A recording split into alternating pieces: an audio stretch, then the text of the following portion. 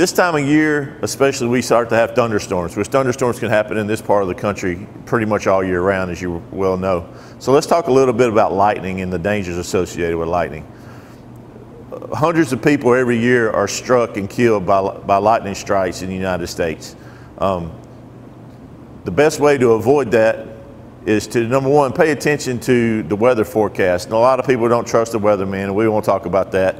But they have a tough job. But pay attention to what is forecast for the weather. That way, if you have plans, maybe you're doing a picnic or a family activity outside, but you notice that there's thunderstorms in the forecast, maybe you can postpone your plans or at least have an idea of the weather that may be impending.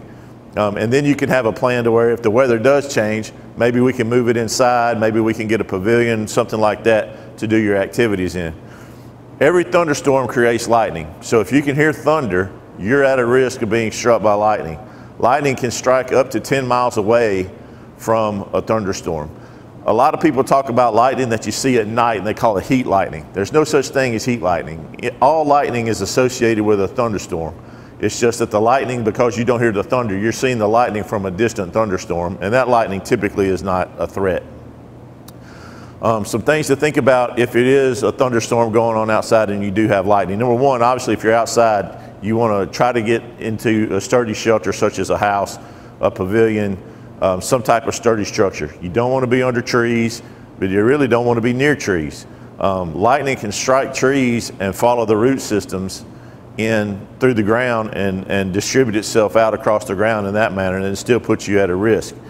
So the best place to be is in the home.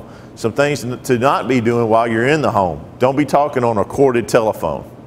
Lightning can strike a power pole and follow that line in, and you know people have lost televisions and appliances and stuff because lightning travels through the lines into the house. In much the same way, you don't want to be taking a shower or a bath during a thunderstorm because lightning can strike the ground outside. It can hit a pipe and run into the house. If you're out and about, you want to pay attention to the weather that's going on around you and take the appropriate actions to make sure you're safe if there's lightning around.